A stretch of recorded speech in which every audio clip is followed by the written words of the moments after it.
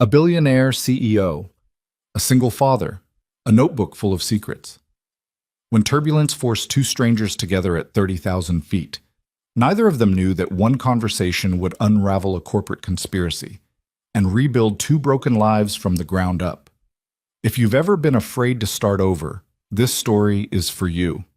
Drop a like, comment your city below. I want to see how far this story travels. Follow along to the very end, because this one doesn't end where you think it will. Logan Pierce had exactly 11 minutes to get to gate 47. He knew this because the departures board said boarding closed at 6:15, his watch said 6:04, and the Seattle flight was at the far end of Terminal B, which was never, under any circumstances, a short walk. He had a rolling carry-on with a busted wheel that kept pulling left, a paper coffee cup that was already going cold, and the specific grinding exhaustion of a man who had been awake since 4:47 in the morning. He was also wearing a sweater that had a small jam stain near the left cuff, courtesy of his daughter Maisie, who had decided at breakfast that the best way to hand someone a spoon was to swing it at them like a pendulum. "You look like you're about to miss a flight," said an airport employee he jogged past. "Working on it," Logan said without breaking stride. He made it, barely. He was the last passenger to board, and the flight attendant near the door gave him the particular smile that airline staff reserve for people who come sprinting down the jetway at the final minute, polite on the surface, something underneath it that was not quite annoyance but adjacent to it. 14C, she said, glancing at his boarding pass. Middle of the row. All the way back. Of course it was. Logan hauled his bag down the aisle, apologizing twice when his broken wheel caught on someone's armrest, and eventually found his seat sandwiched between a heavy-set man already asleep against the window and an empty aisle seat. He crammed his carry-on into the overhead bin, dropped into 14C, and let out a long breath. The Seattle trip was supposed to be simple. 3 days. A meeting with a small press distributor who wanted to partner with the store. Some paperwork. A hotel with complimentary breakfast and maybe, if he was lucky, 8 consecutive hours of sleep, which felt like a fantasy he no longer fully believed in. He pulled out his phone to text his sister Clara, who was watching Maisie for the 3 days he'd be gone. Boarded. Tell her I'll call from the hotel. Clara's reply came back in under a minute. She's already asked me 3 times if Daddy misses her yet. I told her yes. Does that count as lying? Logan smiled at his screen, then put the phone away before the flight attendants started their cabin walkthrough, telling everyone to switch to airplane mode. The seat beside him, 14B, was still empty when the doors closed.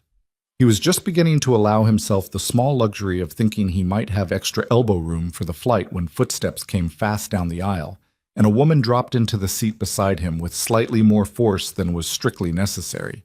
She was young, late 20s maybe. Dark hair pulled into a low ponytail that had started the day neat and was now loosening around the edges. She wore a gray blazer over a plain black shirt, dark pants, and no jewelry except a simple watch on her left wrist. No designer bag, no laptop branded with company stickers, no headphones that cost more than Logan's monthly grocery bill. Just a worn leather notebook tucked under her arm and a small backpack she shoved under the seat in front of her. She stared straight ahead while the flight attendants began their safety demonstration. Logan looked back at his book, a worn paperback thriller he'd been meaning to finish for 3 months, and said nothing. This was, he would think later, the most normal beginning to a story he had ever been part of. Logan Pierce was 30 years old and had been a father for 7 years, which meant he had been a father since he was 23, which meant he had been a father since roughly 6 weeks after he and his college girlfriend discovered that the responsible thing to do wasn't always the easy thing to do, and that sometimes the thing you weren't ready for turned into the only thing you couldn't imagine living without. Her name had been Rachel. She'd had dark eyes and a habit of folding her napkin into elaborate shapes when she was thinking hard about something. She had been funny in a dry, quiet way that most people missed if they weren't paying attention. She died 2 months after Maisie's 2nd birthday from an aggressive form of leukemia that moved faster than anything the doctors had prepared them for.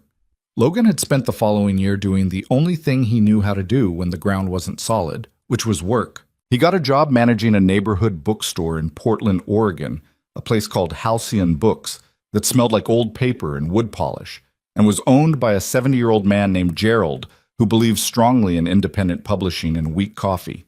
He put Maisie in daycare. He paid his bills. He kept moving. Maisie was 7 now. She was gap-toothed and stubborn and had her mother's eyes and apparently her mother's talent for pointing out when Logan was being emotionally avoidant, which she did with the unsettling directness that only small children and very old therapists seem capable of.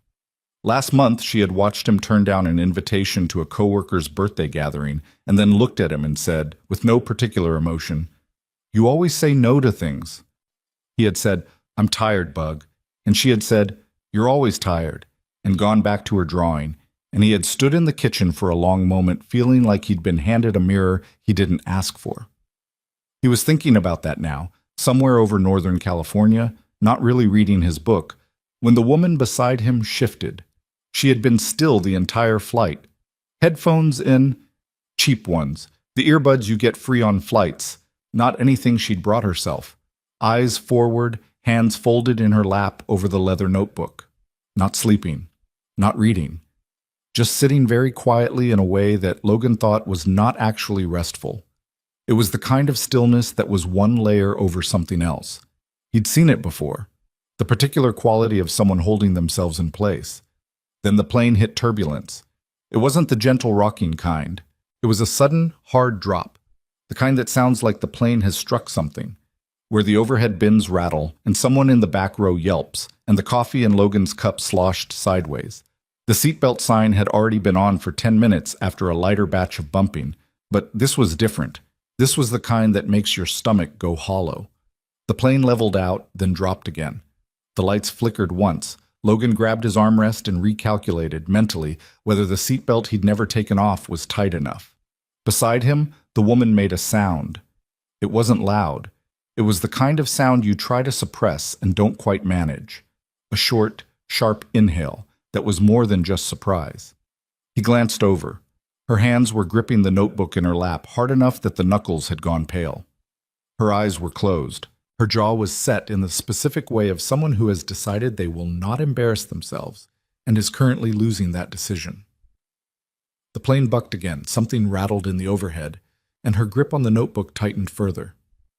"Hey," Logan said, keeping his voice even. "It's okay. This is normal." She didn't open her eyes. "I know it's normal." "Do you? Because you're holding that notebook like it owes you money." That startled a breath out of her. Not quite a laugh, but close. Her hands didn't loosen. "I've been on 50 flights this year," she said through her teeth. "I'm not afraid of flying." "Sure. I'm not. I believe you. I just—" The plane shuddered again, a long rolling sway that felt slower and somehow worse than the abrupt drops, and whatever she'd been about to say got swallowed. Her shoulders came up toward her ears. Logan thought about Maisie.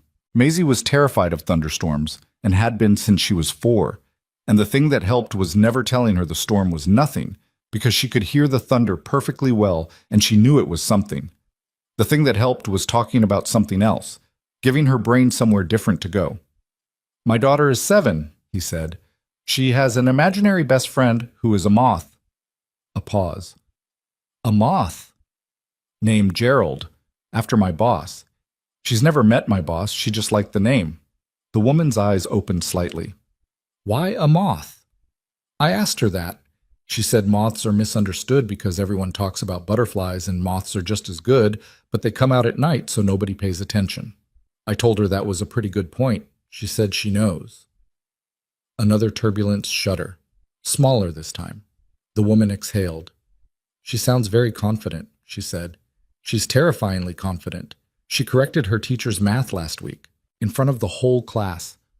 The teacher was actually wrong, which Maisie has not let go of." The plane leveled. The lights steadied. The seatbelt sign was still on, but the violent movement had passed, and the flight attendants in the back began moving again, which Logan knew from experience was a reliable indicator that they were through the worst of it. The woman beside him let out a long, slow breath. Her hands finally relaxed on the notebook. She pulled the earbuds out with one hand and dropped them onto the tray table. "I'm sorry," she said. "I don't—" She stopped. Started again. I'm not usually like this. You don't have to apologize. I was embarrassing. You were scared. Different thing. She looked at him then, for the first time properly. She had brown eyes, a little tired around the edges. Up close, she looked less put together than she had at boarding, or rather, she looked like someone who was usually very put together and was currently not pulling it off the way she wanted to. The moth, she said. Gerald. Gerald the moth. Does she know moths eat wool? Logan blinked. I have not told her that. Probably don't lead with that. He laughed. It came out more genuine than he expected, the kind of laugh that happens before you decide whether or not to laugh. She seemed surprised by it, or maybe surprised that she'd said something that caused it.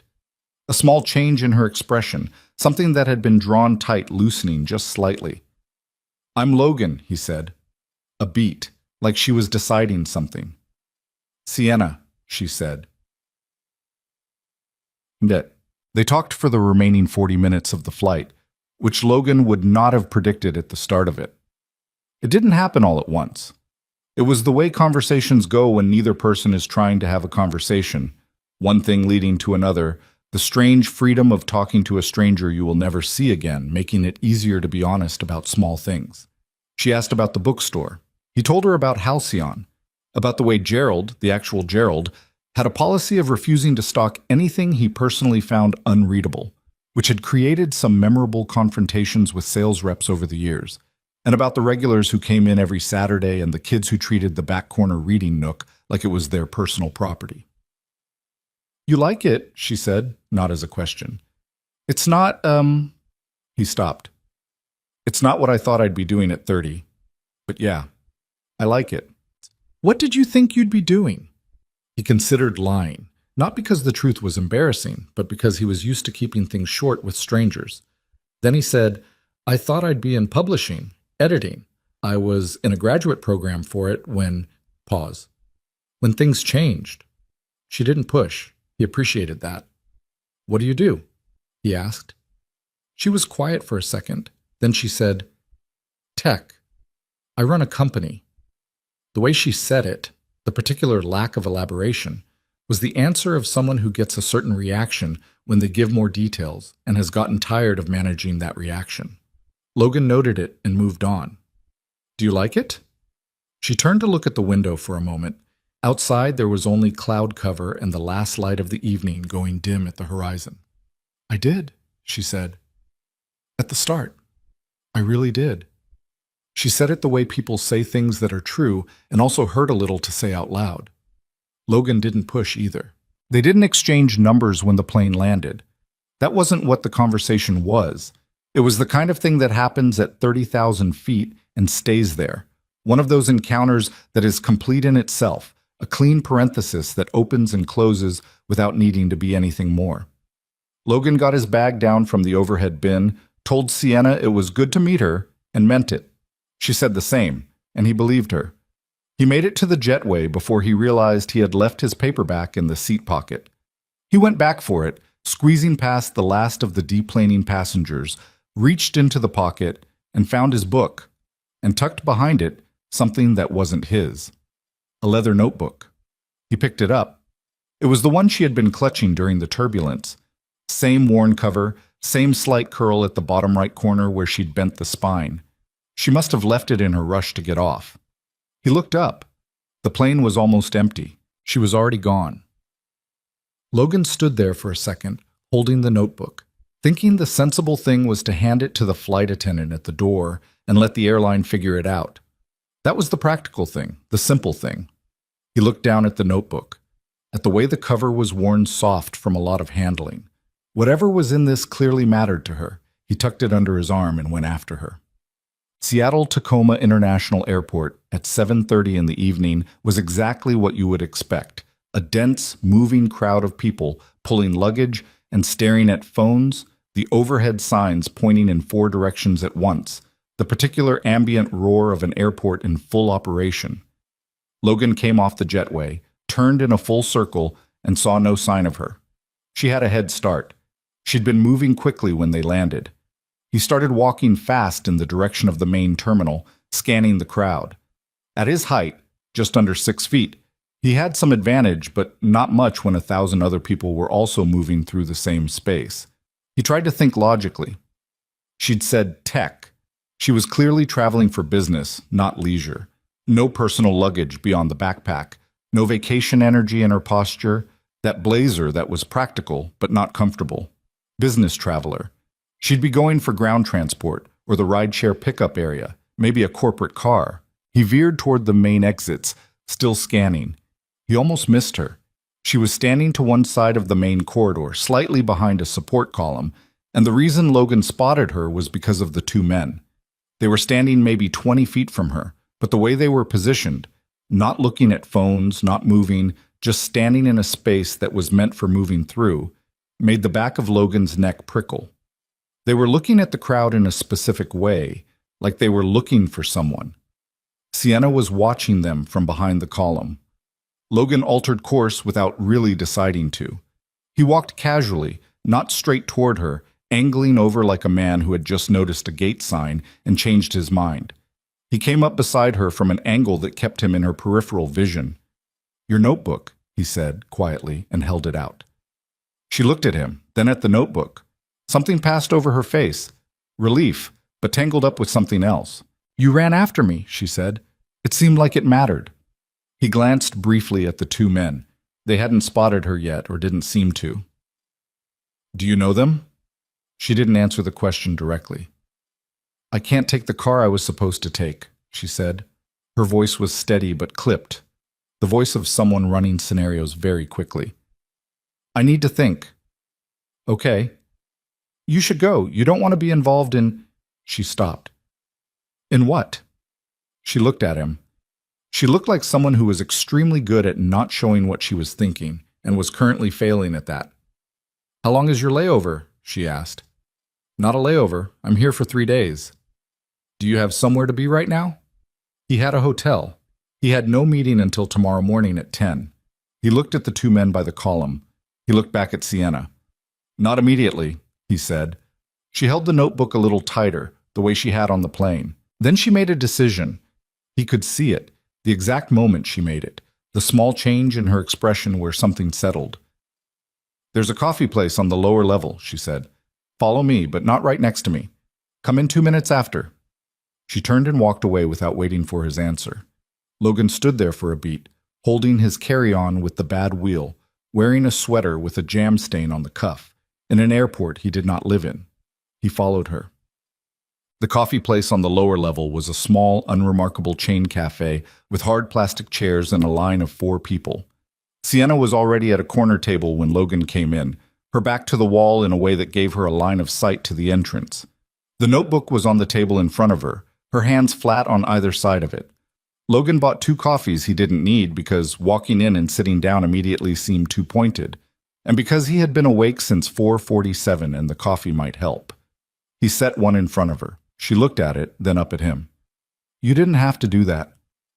I figured we might be here a minute." She wrapped both hands around the cup. Didn't drink it, just held it. He recognized that move. The thermal comfort of it. The thing your body does when your nerves are running. "The men upstairs," she said. "Do you know who hired security like that?" "No." "Corporate security, the kind that doesn't carry visible ID." "Who hired them?" She looked at her coffee cup. Then she said flatly, like she had rehearsed it, "My board of directors." Logan waited. "I run a company called Vela Technologies," she said. "Software infrastructure, mid-market. About 4 years old, 600 employees, currently valued at $2.3 billion. She said the number, the way people who grew up without money say numbers like that. A little fast, a little like they're still not sure it's real. 3 months ago, a private equity group approached us about an acquisition. My board wants to take the deal. I don't. Why not? Because the acquiring company has a history of gutting the operations teams of every company it buys. They keep the IP and they lose the people. And I started this company with the people." She paused. "And because in the 4 years I've been doing this, I've been running a secondary project, a foundation, libraries, community learning centers, mostly in lower income areas where kids don't have access to the kind of tools they need. I've been quietly moving a portion of company revenue into the groundwork for that. The board knows about it. They don't care, as long as it doesn't impact the valuation. Another pause, shorter. But the acquisition would dissolve the foundation, contractually. I've read the paperwork 4 times. Logan looked at the notebook. Is that what's in there? Partly. She opened it, not all the way, and Logan caught a glimpse of what was inside. Not spreadsheets or dense financial notes. He saw a sketch, a building sketch, rough and penciled with handwriting along the margins. The plans for the first 5 locations. I started drawing them on flights mostly, when I can't sleep. She closed the notebook again. The other part of what's in here is different. I've been aware for about 6 weeks that someone on my board has been misrouting funds. Not company funds, plus investor funds. Pre-allocation, before anything hits the books in a traceable way. The amounts are significant. How significant? She told him. Logan put his coffee down. And you have evidence of this, he said. I have enough to start a serious investigation. Not enough to be bulletproof, not yet. I've been gathering it carefully because if I move too early and they find out, it disappears, and I disappear with it. Professionally. She held the notebook a little closer. 3 days ago, someone I trusted told them I had documentation. I don't know who told them. I don't know how much they know I have. I do know that I was supposed to have a driver pick me up from the airport tonight through the company account, and I changed my mind about that at the last minute because something felt wrong. Logan thought about the 2 men upstairs standing still in a moving crowd. Something was wrong, he said. Yes. She looked at him directly. I'm sorry to put this in front of you. You were kind to return the notebook. You could leave right now, and I would completely understand that. Logan thought about Maisie, about Clara texting him pictures in an hour, about the hotel and the breakfast meeting and the small, stable life he had built very carefully around the perimeter of his grief. He thought about how he had told himself for 5 years that stability was enough, that keeping things small and controlled was the reasonable way to live, that the best thing he could do for Maisie was never let anything risky get close to them. He also thought about the way Sienna had looked when he'd handed her the notebook, that expression that was relief and something else. The something else that looked like she hadn't expected anyone to run after her. What do you need right now, he said. Practically, tonight. She blinked, like the question was unexpected. I need somewhere to think that isn't a company-arranged hotel room, she said slowly. I need to make 3 calls without worrying about the phone being monitored. I have my personal phone, not the company one, and I need to... She stopped. I need someone who isn't in my world right now, someone who doesn't have a stake in any of this. A neutral party. Something like that. Logan looked at her. I'm in a Marriott off 5th, he said. I have no idea what any of this corporate stuff involves, and I have no stake in your world. There's a business center lounge on the 3rd floor that I'm pretty sure is empty at this time of night. She stared at him. I'm not... He stopped. I'm not offering anything beyond a safe place to make phone calls and have someone who's not connected to any of this site nearby. That's it. She looked at him for a long moment with an expression that was harder to read. Not suspicious exactly, but careful. The look of someone who had been in situations where people offered help, and there was always a reason for the help. Then she seemed to arrive somewhere. Okay, she said. They took separate rideshare cars, Logan's idea.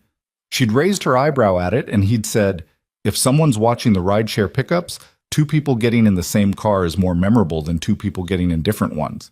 And she'd said, you're not what I expected. And he'd said, that's a low bar. And she'd actually smiled, a real one, brief but genuine, before turning away. In the car, Logan texted Clara, going to be in later than I thought. Let Maisie stay up an extra half hour if she wants. Then he sat with his hands on his knees and thought about what he was doing. He was doing something reasonably strange. He knew that. A man with a bookstore and a 7-year-old and a jam stain on his cuff, getting involved in something that involved board members and misrouted investor funds and 2 men standing very still in an airport terminal. But there was something else he kept coming back to.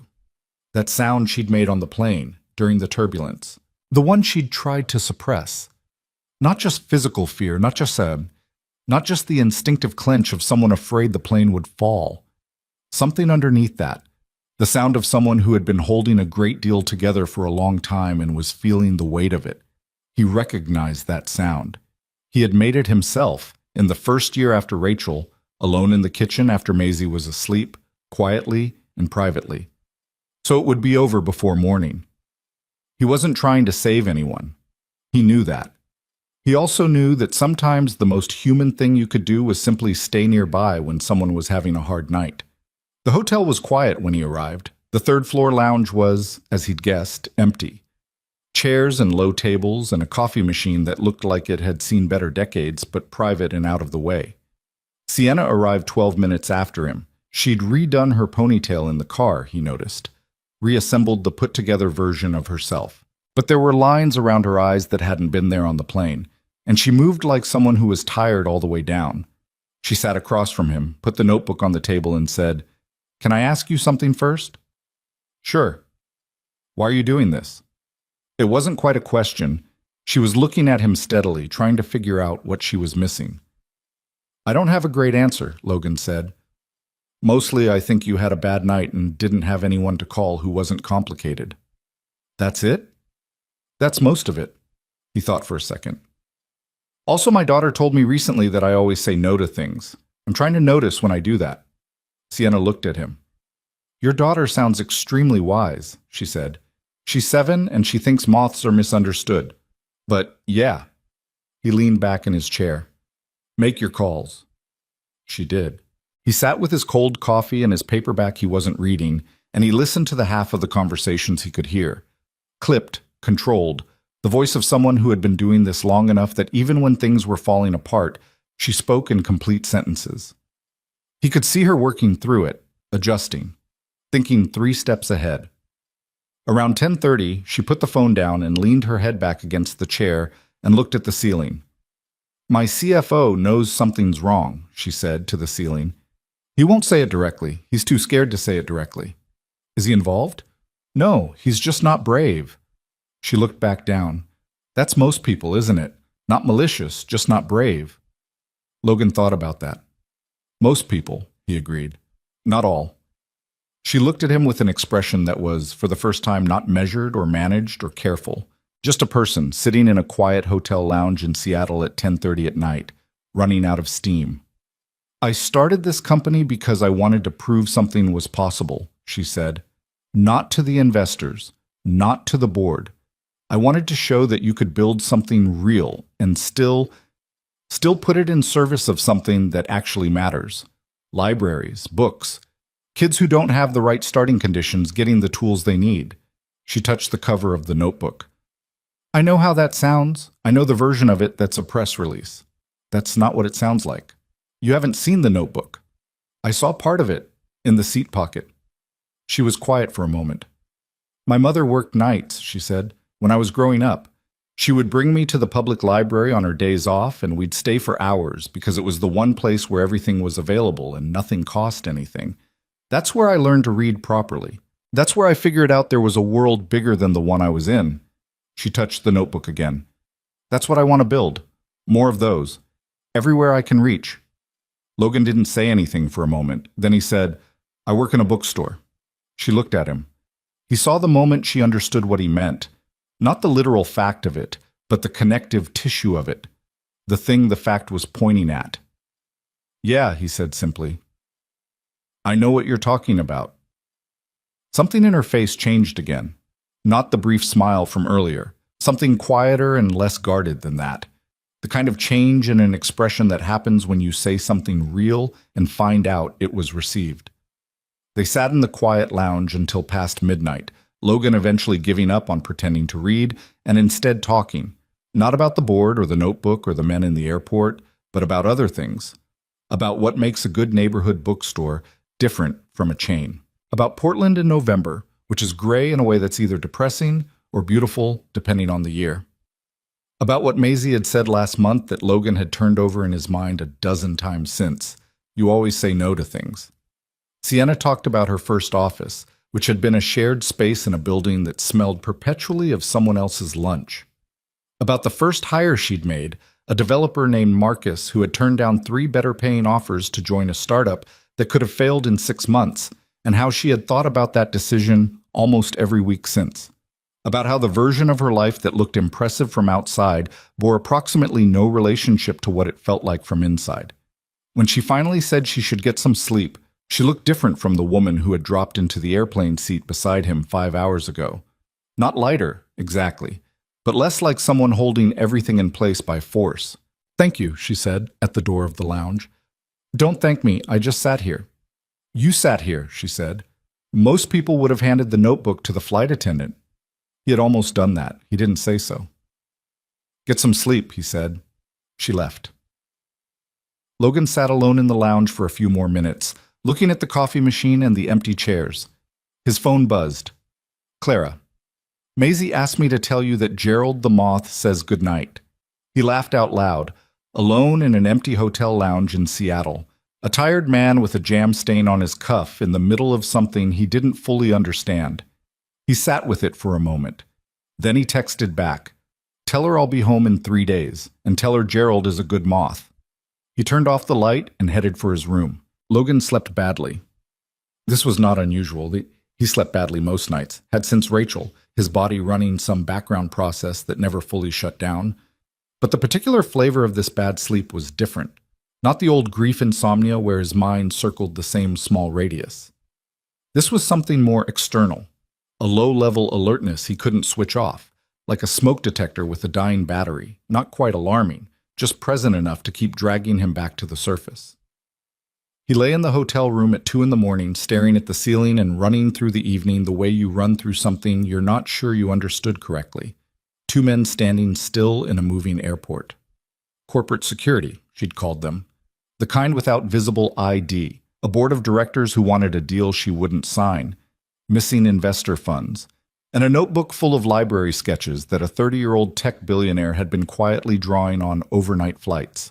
He thought about the way she'd held the notebook during the turbulence before she had any reason to be afraid of anything on the ground, like she'd been holding it for a long time. He told himself it wasn't his situation. He had a breakfast meeting at 10. He had a daughter in Portland who was sleeping next to a stuffed moth named Gerald.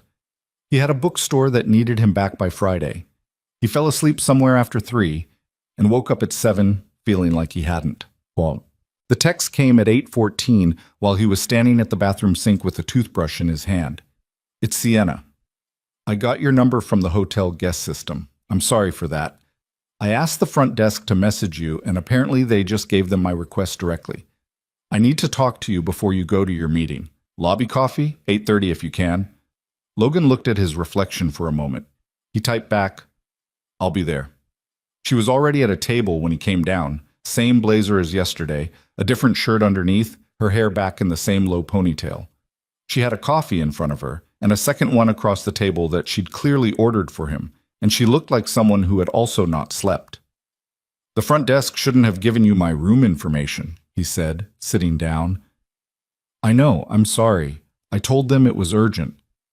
"It's okay. I'm not. It's fine." He picked up the coffee.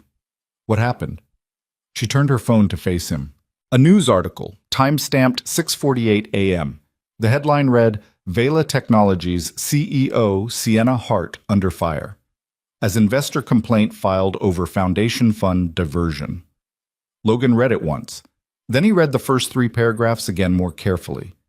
The story claimed that Sienna had been redirecting company funds into a personal foundation without full board approval, and that at least one significant investor had filed a formal complaint with the SEC.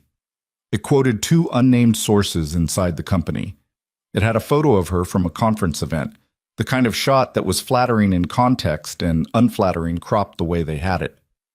"This came out this morning," she said. "Is any of it true?" "The foundation exists. The funding structure was disclosed to the board 18 months ago. 2 of them signed off on it." She said it calmly, but the calm was effortful, the kind that comes from having already had the panic privately. "The framing is the lie. The framing makes it look like I went around them. I didn't. I went through the proper process, and then later, when they decided the acquisition was more important, they started rewriting the history of that process. And the investor complaint? I don't know who filed it. I have 3 guesses." She put the phone down. "There will be more stories. This is the first one. They're testing how it lands before they decide how far to push it. Logan thought about that. The deliberate architecture of it, the single story first, watching the reaction. How many board members are involved in this, he said. 3, I think. Possibly 4.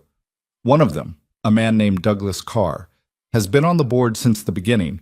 He brought in 2 of the other members 2 years ago when we had a capital round. That's when the acquisition conversation started. She wrapped her hands around her cup. The financial misconduct I've been tracking, the misrouted funds, that's Carr. It's not a small amount and it's not sloppiness. It was deliberate and it was structured to be hard to trace. But you traced it. Partially. I have a pattern. I have 3 transactions I can document cleanly. For a full picture, I need access to a secondary account that was set up through a shell entity, and I've been trying to get the documentation on that for 2 weeks through legitimate channels, and they keep... She stopped. The requests keep getting rerouted, which means someone in the finance infrastructure knows I'm looking. Logan turned his coffee cup in his hands. You need someone to get that documentation who isn't you and isn't connected to the company. She looked at him. I'm a bookstore manager, he said flatly. I know. I'm not asking you to do anything illegal, she said. The documentation I need is held by a third-party accounting firm that Carr brought in 2 years ago. Their compliance office is required to respond to formal written requests from company executives. I have executive standing, I can send the request. But if I send it from my company email or my name, it gets flagged immediately, and Carr's people get to it first. She paused. If the request goes through a communications channel they're not watching, like a personal email from a private individual who has no connection to Vela, requesting records on behalf of a client, framed as a legal inquiry. Logan sat back. You want me to send an email? I want to use your email address. You wouldn't be making any false claims. The request would be factually accurate. You would be acting on behalf of a principal. It's not technically an attorney-client framing. It's more of a Sienna. Procedural workaround. Sienna. She stopped. Take a breath, he said. She did. A visible one. The kind that happens when someone has been talking fast, because if they stop talking, the anxiety catches up. I know this is a lot, she said. I know this is not your problem. I know you came to Seattle to talk to a book distributor, and I have dragged you into something that has nothing to do with your life. You didn't drag me. I followed you into the coffee place. You were being kind. And now I'm making an informed decision, he said, which is different. He looked at the news article still visible on her phone screen. Tell me exactly what the email needs to say. The business meeting at 10 was with a man named Phil Grantham, who distributed small press titles to independent retailers up and down the Pacific Northwest, and who had a genuinely good handshake and the kind of low-key enthusiasm for physical books that Logan found both professionally useful and personally reassuring. They met at a coffee shop 3 blocks from the hotel and talked for 90 minutes about consignment terms and a regional author event series that Halcyon was considering. And for that 90 minutes, Logan was entirely present and entirely himself. The bookstore version of himself, the one who knew what he was doing and felt competent at it. Then Phil left, and Logan walked back to the hotel, and he sat on the edge of his bed and sent an email from his personal Gmail account to the compliance department of a firm called Meridian Accounting Group on behalf of a principal with executive standing at Vela Technologies, requesting specific financial records pertaining to a secondary account under a named shell entity, referencing the appropriate regulatory code that Sienna had made him copy exactly. He felt strange sending it. Not guilty. Nothing in the email was false, and Sienna had been right that it was technically clean. But it was the feeling of a person who has spent years making small, careful decisions suddenly doing something that didn't fit the small, careful category. He sent it. Then he sat there for a minute. Then he called Clara. Hey, she said. Maisie's at school. Everything okay? Yeah, fine. Pause. Am I... He stopped. Started again. Am I a no to things person? A beat. Well, Clara said. Clara. I mean, you're not a yes to things person. You're more of a... She seemed to choose her words carefully. A let me check the calendar and get back to you person. That's just being organized. Logan, you checked the calendar before agreeing to come to Thanksgiving at our parents' house, where you grew up. He didn't have a good response to that. Why are you asking? Clara said. Someone said something. What someone? You don't have someone. It's not a... He stopped. Someone I met on the flight. It's not a thing, Clara. You met someone on a flight. It's complicated. She's having a hard week. She? So there's a she. Clara, I'm just saying, you called me to ask if you're a no to things person, which means something is making you want to say yes to something, which I'll talk to you later, Logan said, and hung up. He lay back on the hotel bed and looked at the ceiling and thought about how Clara was, unfortunately, exactly right, the way she was about most things involving his emotional life. Sienna had a secure working space at a small shared office facility downtown, nothing connected to Vela. She'd set it up 6 weeks ago, she told him, when she first started realizing what she was dealing with. She'd paid for it personally, through a sub-account that didn't have her name on the front-facing paperwork. Logan met her there that afternoon. The space was a single room with a desk, a decent internet connection, and a window that looked at the side of a parking structure. Not impressive. Exactly the point. She had 2 laptops open when he arrived. One had a financial spreadsheet across the screen that meant nothing to him, and the other had what looked like a chain of internal emails. Meridian acknowledged the request, she said, without looking up. 4 hours? That's faster than I expected. Is that good or bad? Unclear. She finally looked up. It means someone saw it and flagged it for attention. Whether that attention is from the compliance side or from Carr's contacts there, I won't know until I see what they send back. How long will that take? If they're running clean, 3 to 5 business days. If Carr has a contact there, could be never, or could be they send something incomplete that's designed to look like compliance. She turned back to the screen. In the meantime, I've been going through these. She nodded at the email chain. Internal communications from 8 months ago, before the acquisition conversations went formal. Someone on the board was communicating with the acquiring group's representative before the rest of the board was informed that discussions were happening. That's a material conflict of interest issue. Logan pulled a chair over and sat. Can you prove it? With these emails, yes, provisionally. The problem is provenance. I access these through my own company system, which means Carr's legal team will argue I cherry-picked them or altered them. She leaned back in her chair. I need an independent witness to the original files. A lawyer.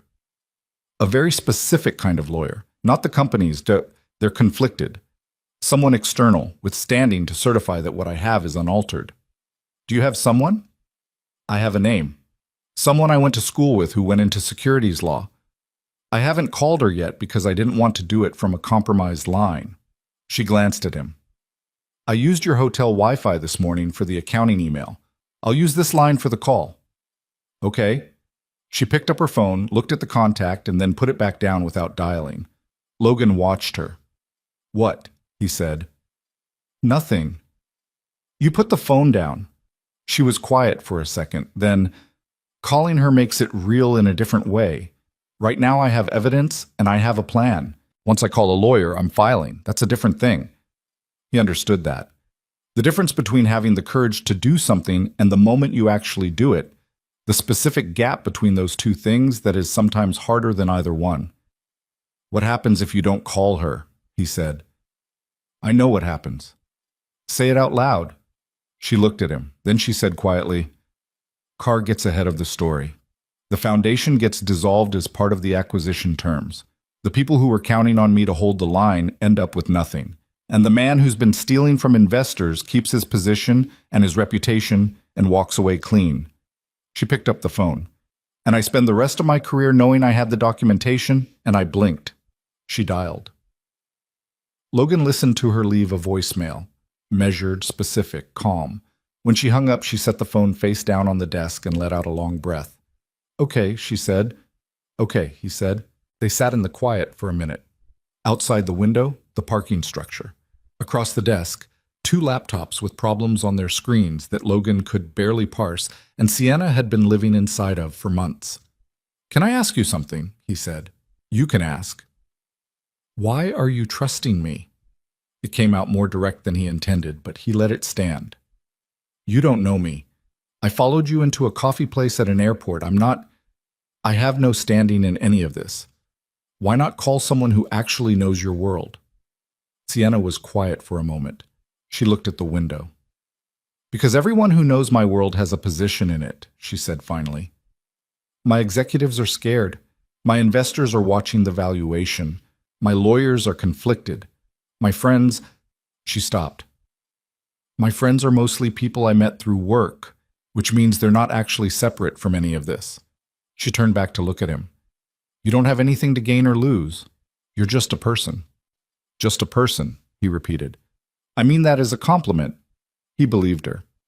For what it's worth, he said, you don't seem like what I'd have guessed a tech billionaire looked like. What would you have guessed? Someone who doesn't hold their coffee cup with both hands. Someone who doesn't draw library sketches in a notebook on overnight flights. He paused. Someone who doesn't almost cry on a plane and then make a pretty good moth joke 45 seconds later. She looked at him for a moment.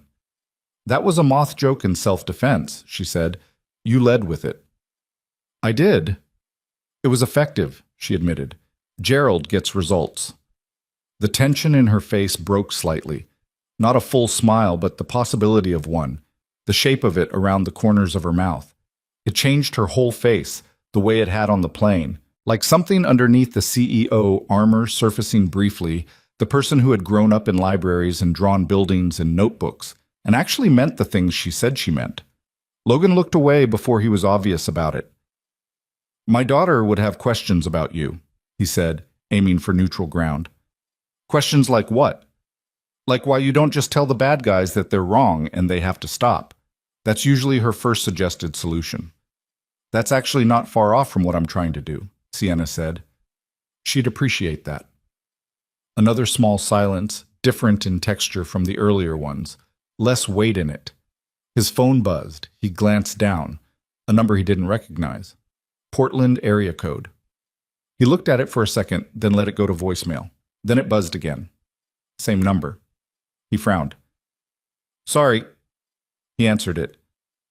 Mr. Pierce? A woman's voice, professional but clipped. This is Ellen Marsh calling from Halcyon Books. Gerald asked me to reach you. There's been a man in the store asking questions about you this morning. He claimed to be an old friend. Gerald didn't believe him and asked him to leave, but he wanted you to know. Logan went very still. Questions about what specifically, he said. Your trip, where you were staying, whether you were traveling alone. A brief pause. Gerald was quite firm with him, but he said the man seemed to already know you were in Seattle. Logan kept his voice level. Thank you, Ellen. Tell Gerald I'll call him later. He hung up. Sienna was watching him. They know your name, she said. It was not a question. Apparently. He sat with that for a second. The particular cold quality of it, his bookstore, his life, the life he had built small and careful and separate, being touched by something he'd walked into 40 hours ago in an airport. Logan, it's okay. It's not okay. They shouldn't, you're not. She stopped. He could see her doing the calculation, the specific guilt of someone who has brought consequences down on someone who hadn't signed up for them. I'm sorry. I didn't think they'd go that far. You're not part of this. He thought about that. He thought about a woman holding a notebook with white knuckles at 30,000 feet. About library sketches. About investor funds being quietly stolen by a man in a suit who counted on everyone being just scared enough to look away. He thought about what Clara had said. You're more of a let me check the calendar and get back to you person. I think, Logan said slowly, that I'm a little bit part of this now. She looked at him with an expression that was complicated. Gratitude, guilt, and something softer than either. You don't have to be, she said. I know, he said. That's the point. He picked up his coffee, which had gone cold again, and drank it anyway. The call to Gerald came at 6:47 that evening. Logan sitting on the edge of his hotel bed with the window going dark behind him, and Seattle doing what Seattle does in the fall, which is rain quietly and without apology. Gerald Hatch was 70 years old and had owned Halcyon Books for 31 of those years, and had a voice that sounded like gravel, filtered through patience. He picked up on the second ring. "The man came in at 11, Gerald said, without preamble. "Well-dressed, not local, I can tell local. He asked Ellen at the register if the manager was in. She said no, you were traveling. He asked where. She said she didn't know, which was smart of her. Then he said something like, 'Oh, Logan and I go way back,' and smiled in a way that Ellen described as professional, which is her word for fake. I came out from the back and he asked me the same things again." "What did you tell him?" "I told him you were on a buying trip and I didn't know your itinerary, and that if he was a friend of yours he could try your cell." A pause. "He already had your cell number, Logan. He showed it to me. He just wanted to know where you were staying." Logan looked at the carpet. "You didn't tell him." "I told him I didn't run a travel agency and he should leave or I'd call someone who'd make him leave." Another pause, this one with something in it. "You want to tell me what's going on?" He thought about how to answer that. "Not yet," he said. "I'm sorry, Gerald. Keep Ellen's hours normal. Don't change anything. I'll be back Friday." "Logan." Gerald's voice shifted. Not harder, just more direct. "Are you in trouble?" "No." "Are you sure?" He thought about a man in a suit asking questions about his itinerary in a small Portland bookstore. "I'll be careful," he said, which was not the same answer, and they both knew it. And Gerald let it go because he was 70 and had known Logan long enough to understand when pushing would help and when it wouldn't. He hung up and sat in the quiet. Sienna had gone back to her secured office space after he'd received the call, saying she needed to work, and he had walked her to the lobby of the building and then stood outside for a while in the Seattle drizzle, feeling the specific weight of being a person whose name was now on someone's list, for reasons that had started with a notebook left in a seat pocket. He should fly home. He knew that. He had no formal role in any of this. He had sent one email and sat in a hotel lounge for a night and listened and been present, and those things were decent human things to do, and also they were the full extent of what any reasonable person could argue he owed this situation. He went back inside and texted Sienna. Gerald confirmed. "The man had my cell number already. He was fishing for my hotel." She replied in under a minute. "I know who sent him. I'm sorry." Then, "Carr has a PI firm he uses for opposition research. They're very good at making things uncomfortable without crossing legal lines." Exactly. Then, after a pause, "You should go home tomorrow, Logan." He read that 3 times. Then he typed, "Tell me what you need for the next 48 hours. The response took longer this time. He imagined her on the other end of it, doing the thing she did where she ran calculations behind her eyes. The Meridian records. If they come back clean and complete, I have enough with what I already have to take to an outside securities attorney and file. If they come back incomplete or stalled, I need a different approach, and I need it fast, because the news cycle on this morning's article is going to prompt follow-up stories by end of week. How long before you know which way it goes? Tomorrow afternoon at the earliest. Possibly Thursday morning. Logan looked at his return flight confirmation on the other tab of his phone. Friday morning. He had the time. "I'll stay," he typed. He put the phone down before he could second-guess it. The second news story ran the next morning. This one was sharper. It named a specific investor, a venture firm called Castlewood Capital, as having serious concerns about the foundation's financial structure, and quoted a Vela board member named Richard Okafor, saying that the board had repeatedly attempted to engage the CEO on governance questions without resolution. There was a sidebar with a timeline that was accurate in every fact and completely misleading in its framing, the way the most effective attacks usually are. Sienna sent it to Logan at 7:15 a.m. with no comment. He read it twice and then called her. "Okafor," he said when she picked up. "Is he part of this?" "He's not part of the fraud, he's just—" She stopped. "He genuinely believes the acquisition is the right move. He's not dishonest. He's just decided that the version of events Carr has been feeding him is more credible than mine." A beat. "That's almost harder, in a way. It would be easier if they were all just corrupt." "How are you doing?" A pause, like the question caught her off guard. "I'm functional," she said. "That's not what I asked." Another pause. I'm tired, and I keep waiting to feel afraid, and instead I mostly just feel clear, like everything's been simplified. She seemed to consider that. Is that bad? I think it means you know what you're doing, Logan said, even if you're not sure how it ends. He heard her exhale. Meridian's compliance window is today, she said, shifting back to operational ground. I'll know by 3. Call me when you do.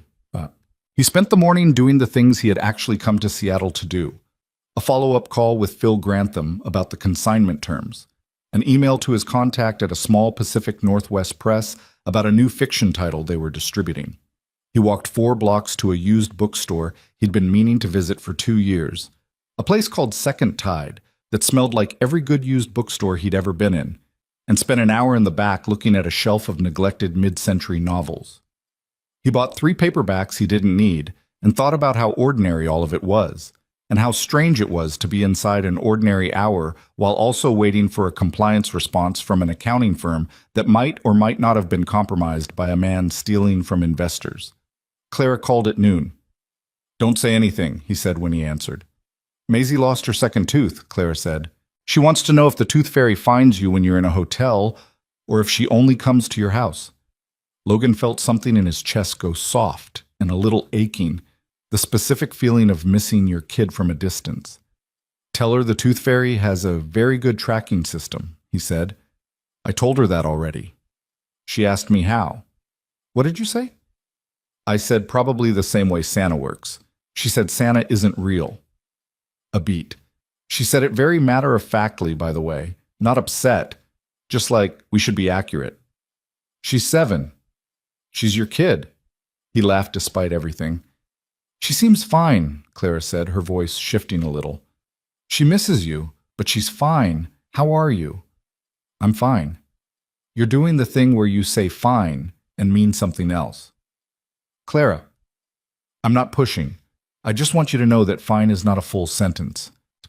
He stood on the sidewalk outside Second Tide with his bag of paperbacks and the Seattle drizzle doing its usual thing, and thought about his daughter pulling a tooth and asking about the logic of the tooth fairy, and about Rachel, who would have had an excellent answer to that question, and about the fact that he had been saying fine for 5 years as a way of not saying the actual thing. I met someone who makes me realize I've been doing the same things in the same order for a long time, he said. And I'm not sure that's been as good for me as I told myself it was. Clara was quiet for a moment. That's the most honest thing you've said to me in about 3 years. Don't make it weird. I'm not making it weird. I'm noting it. A pause. Is she good? He thought about it. She's real. She's not trying to be anything she's not. She's in the middle of something serious, and she's scared, and she doesn't pretend she isn't. He paused. She draws library sketches in a notebook on overnight flights. Library sketches. Because she grew up going to libraries with her mom. Clara was quiet again, longer this time. Logan, she said carefully. I know. I know, Clara. Okay, she said, and she let it go, because she was a good sister and she understood when he needed room. Sienna's call came at 3:22. Meridian sent the records, she said. Her voice had the particular quality of someone who has just confirmed something they already suspected and are still processing the fact of it. Good? Yes and no. He heard papers moving. They sent what I requested.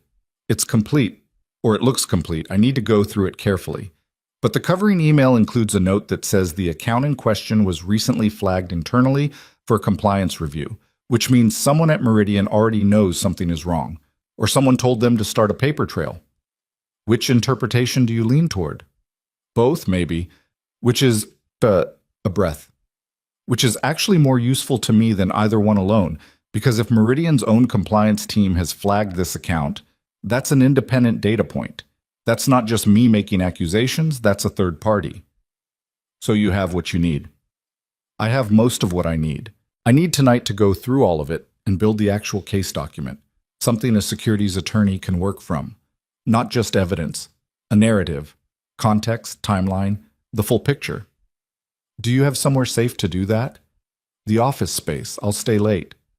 I'll come. A pause on her end. You don't need to. I know. I'll bring food. Don't argue with me about it. She didn't argue. He showed up at the shared office at 6 with 2 paper bags from a Thai place 3 blocks away because he had asked the hotel concierge for a recommendation and specifically said not anywhere a business expense account would take someone, and the concierge had understood immediately. Sienna was so deep in the documents that she didn't look up when he came in. There were printed pages across the desk in an arrangement that clearly meant something to her. Both laptops were open. She had her hair down, he noticed. The ponytail had come out at some point, probably unconsciously, the way people let their armor loosen when they think no one's watching. He set a container in front of her without comment. She looked at it, then at him. Pad see ew? Is that okay? She pulled it toward her and opened it. That's my order. How did you I guessed. You seem like a pad see ew person. She looked at him with an expression he was starting to recognize, the one that was trying not to show that something small had landed. Thank you, she said. They ate in a working quiet, the kind that isn't awkward because both people have something to do. Logan had brought one of his second-tied paperbacks and read while she worked, which felt right. A bookstore manager sitting with a book in the corner while the person who needed to concentrate concentrated. Around 8 o'clock, she said without looking up, "The amount is larger than I thought." He lowered his book. How much larger? She told him. He put the book down entirely. Carr's been running this for at least 3 years, she said. The shell entity was set up 14 months before I came on as CEO. He brought me in. He was one of the people who recruited me, which means he spent 3 years building a company around a CEO who would be credible enough to attract serious capital and then planned to close the acquisition before anyone found what he'd been doing. She said it with a flatness that was more unsettling than anger would have been. I was useful to him. My integrity was useful to him. The foundation was useful to him. It made me look good, which made the company look good, which kept the valuation where he needed it. Logan looked at her. He couldn't have known you'd actually fight the acquisition. No. She finally looked up. I think he expected me to care about the outcome for the company. He didn't expect me to care more about... She gestured vaguely at the notebook on the corner of the desk. He underestimated that part. He thought he knew what you were. He thought he'd bought what I was. She looked back at the documents. He was wrong about that. She said it quietly, not as a declaration, just as a fact she had arrived at and was sitting with. Logan thought about the men in the airport, about the PI asking questions at a bookstore in Portland, about the news stories, the timeline built from accurate facts to point in the wrong direction, the deliberate, patient architecture of someone who had been doing this for a long time and was very good at it. He's going to come at you harder, Logan said, when he figures out you have this. I know. When does your attorney contact you back? She called at 5. She can meet Thursday morning. Then you have tonight and tomorrow to finish this. He leaned forward. What do you still need? She looked at the papers spread across the desk. The narrative document, the full case, in order, with references. Something that makes the pattern clear even to someone who isn't a forensic accountant. I can help with that. She looked at him. I'm an editor, he said. Former. I know how to build a document that makes a complicated thing legible. A moment of quiet. Yes, she said. That would actually help. Then tell me where to start. They worked until past 11. It wasn't glamorous. It was the specific grind of assembling evidence into argument, her explaining the financial structure in terms that assumed expertise he didn't have, him asking the questions a non-expert would ask until the explanation was clear enough to write down. Her pointing at a transaction and saying, "This is the connection," and him saying, "Walk me back to why that matters," until they found the version of it that didn't require a finance degree to follow. Around 10, Logan's phone buzzed, a text from an unknown number. Mr. Pierce, you should consider whether this situation is worth the risk to your personal circumstances. You have a daughter to think about. He stared at it. Sienna was watching him. She read his face and said, "What?" He turned the phone to show her. Her expression went through several things in quick succession: alarm, fury, and then something that settled into a coldness he hadn't seen from her before. "That's a threat," she said. "It's a suggestion." "It's a threat framed as a suggestion. That's what they do." She stood up. "Logan, I need you to take that seriously. You have Maisie." "I know I have Maisie. I mean," she stopped. "I mean, you should think about this. Really think. They're not going to harm anyone. That's not what this is. But they will make your life uncomfortable. They'll call your employer. They'll look into your finances. I know what they'll do," he said. His voice came out steadier than he felt. "I've been thinking about it since yesterday when Gerald called." "And?" He turned the phone face down on the desk. "I have a daughter who told me I always say no to things," he said. "And I have been thinking about that for a month. And I'm sitting across from someone who is trying to protect 600 jobs and a foundation built for kids like she was. And there's a man who has been stealing from people for 3 years and is trying to keep doing it." He paused. "I'm not leaving." Sienna looked at him for a long moment. "You're a strange person," she said, not critically, the other way. "I manage a bookstore," he said. "I'm the least strange person in this room." "You think I'm strange." "I think you're someone who became a billionaire to build libraries and then seemed surprised that it didn't make everything easier." She looked at him. Something in her face did the thing again. The armor shifting, the person underneath it briefly visible. "Nobody has ever said it that simply," she said. "That's because everyone in your world is trying to be sophisticated about it." She looked away toward the window. The parking structure was dark, just the dim orange of security lights. "My mother would have liked you," she said quietly. He didn't know what to do with that, so he just said, "Is she died 4 years ago, before any of this was—" She gestured at the room, "before it was what it is." A pause. "She never saw the company. She never knew what it became." "She knew you." Sienna didn't answer, but something in her posture changed slightly, the way it does when something hits the right spot and a person doesn't quite want to show it. Logan looked back at the documents. "The third transaction," he said. "Walk me through it again. I want to get the language right." She sat back down. They worked. At 11:30, they called it for the night. The narrative document was 60% complete, structured, clear, the kind of thing that told a story anyone could follow. Logan walked Sienna to the lobby, where she had a rideshare waiting.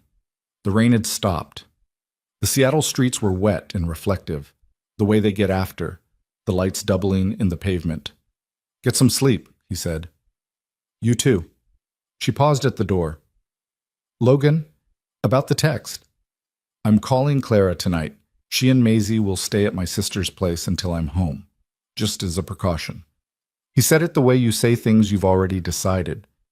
"Maisie will think it's a sleepover. She loves my sister's house."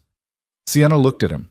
He could see her doing the math on that, on what it meant that he'd already worked it out, already made peace with the disruption, already decided. "I'm going to fix this," she said. "All of it." "I know," he said. And the strange thing was that he meant it. Not as encouragement, not as the polite thing you say. He meant it the way you mean things you have watched someone earn the right to say about themselves. She got into the car. He stood on the wet sidewalk and watched the taillights go, and then took out his phone and called his sister, who answered on the third ring and listened without interrupting while he explained briefly what he needed and why, and when he was done, she said, "Maisie's going to ask a lot of questions." "Tell her it's an adventure," he said. "She's going to want the real answer eventually." "I know," Logan said. "I'll give it to her when I'm home." He put his phone away and started walking back to the hotel, alone in the quiet city, a man who had come to Seattle to talk about books and had stayed for something else entirely. He didn't feel afraid. That surprised him, a little. He just felt like himself, not the careful, small version, the full one, the one he'd apparently been holding in reserve for years without knowing it was still there. He walked back through the wet streets and let the air in. Thursday morning came in gray and cold, the kind of Seattle morning that feels like the city is conserving energy. Logan woke at 6 without an alarm, which was becoming a pattern. He lay there for a few minutes, running through the day. the attorney meeting at 9, the document they still needed to finish, the third news story that he was fairly certain was coming based on the way the previous two had been spaced. He had slept better than the nights before, which he attributed partly to exhaustion and partly to the specific relief of having made a decision and committed to it. Clara had texted at midnight. Maisie is asleep in the guest room. She thinks this is the best week of her life. She also wants me to tell you that Gerald the Moth is with her. He had smiled at that in the dark of the hotel room and felt the specific ache of it, the glad ache, the kind that reminds you what you're working for. He showered and dressed and called Sienna at 7:15.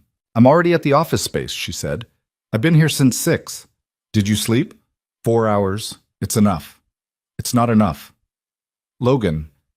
There was something in her voice, not irritation, more like the tone of someone who hasn't been checked on in a long time and doesn't quite know what to do with it. I'm fine.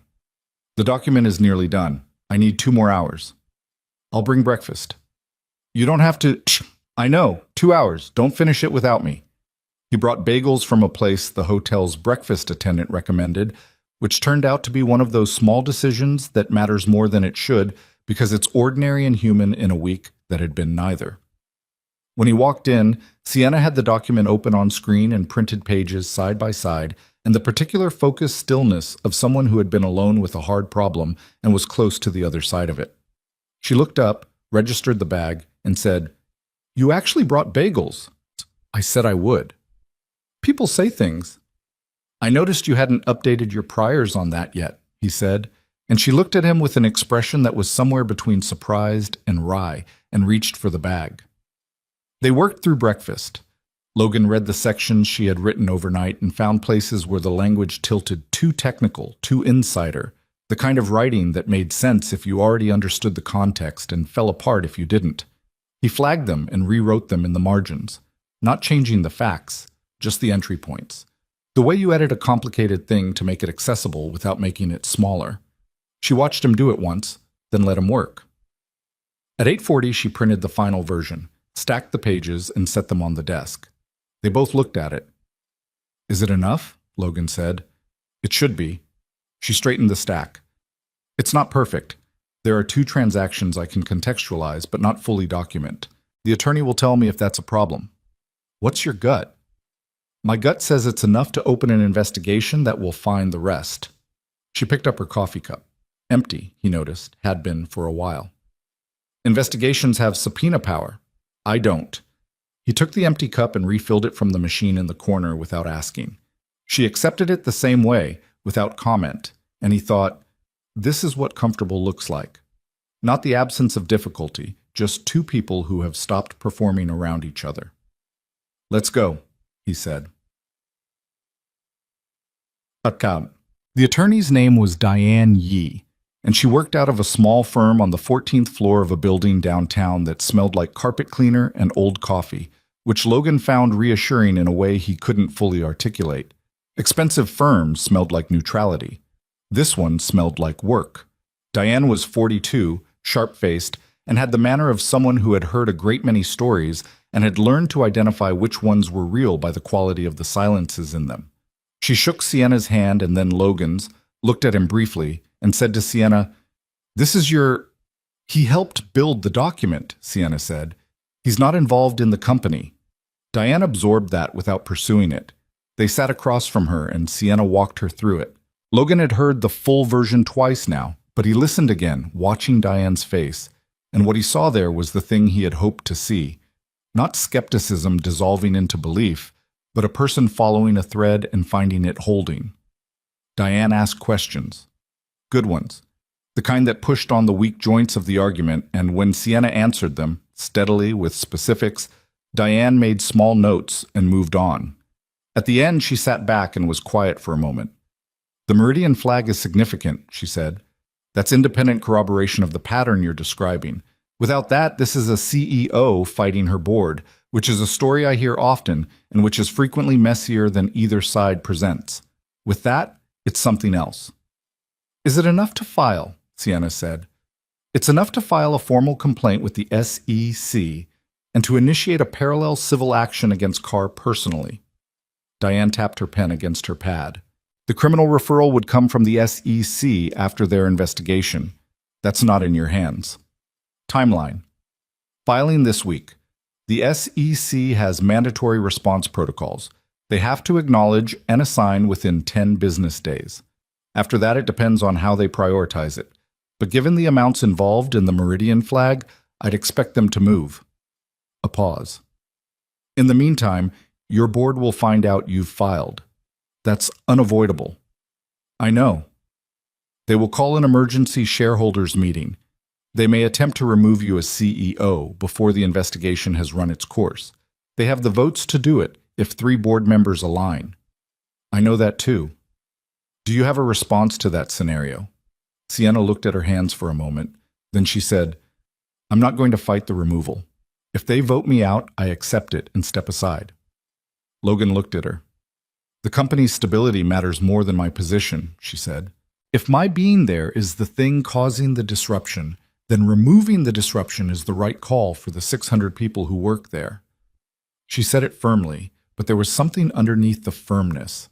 Not resignation, something harder than that. But I'm filing. Whatever they do after, I'm filing. Diane looked at her for a long moment. I'll have the paperwork ready by end of day, she said.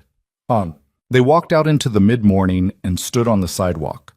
The rain had held off. The sky was that particular Seattle gray that wasn't threatening, just present. A permanent consideration rather than an emergency. Sienna let out a breath. How do you feel? Logan asked. Like I just jumped off something and I'm still deciding whether I'm falling or flying. She looked up at the buildings. Both, maybe. Both sounds right. She turned to look at him. You know what the worst part is. What? Carr probably thinks he was doing rational things. Every step of it. The misrouted funds, the acquisition play, sending that man to your bookstore. He was just running a calculation. He does this because the calculation works, not because he's... She stopped. He's not a monster. He's just a person who decided other people's money and other people's work were resources to be positioned. That might be worse than a monster, Logan said. Yeah. She looked back at the street. My CFO called me this morning, Marcus, the first person I hired. He said he's behind me regardless of what the board does. A pause. He told me he should have said something earlier when he noticed things didn't add up. He said he was scared. What did you tell him? I told him saying something now is what matters. She was quiet for a moment. I think I meant it. Logan thought about that, about Marcus, who wasn't malicious, just not brave, who had woken up on a Thursday morning and decided to be something different. About the ordinary quality of that decision, how it doesn't announce itself, how it just arrives, and you either answer it or you don't. You did the same thing, he said. 6 weeks ago, when you started building the case, you were scared too. I'm still scared. That's not the part that counts. She looked at him with an expression he had seen pieces of over these 4 days, but not all at once. Something open and direct and a little raw. The look of someone who has been managing their own interior for so long that being genuinely seen by someone is disorienting in a way that's not entirely unpleasant. She looked away first. I want to meet her, she said. Maisie, if that's... She stopped. That might be a strange thing to say. It's not strange. She seemed to be choosing words carefully. She sounds like someone worth knowing, and I don't meet a lot of people worth knowing. Logan thought about his daughter at Clara's house, missing a tooth and sleeping with a stuffed moth, asking about the logic of the tooth fairy. She'd have questions for you, he said. Probably hard ones. Definitely hard ones. He paused. She asked me last month why some people have lots of money, and some people don't have enough, and whether that was fair. I was in the middle of making dinner, and I did not have a good answer. Sienna was quiet for a moment. What did you say? I said it wasn't fair, and that the best thing people could do was pay attention to it and not look away. He paused. She said, okay, but that doesn't fix it. And I said, no, but it's where fixing it starts. Sienna was very still. She'd ask me the same thing, she said quietly, and I'd want to tell her about the foundation, about the libraries. A pause. I'd want to actually have an answer. You do have an answer. I want a better one. She said it like someone setting a goal, not like someone diminishing what they had. I want to be able to look a 7-year-old in the face and show her, not just tell her. Logan looked at the sidewalk, then back up.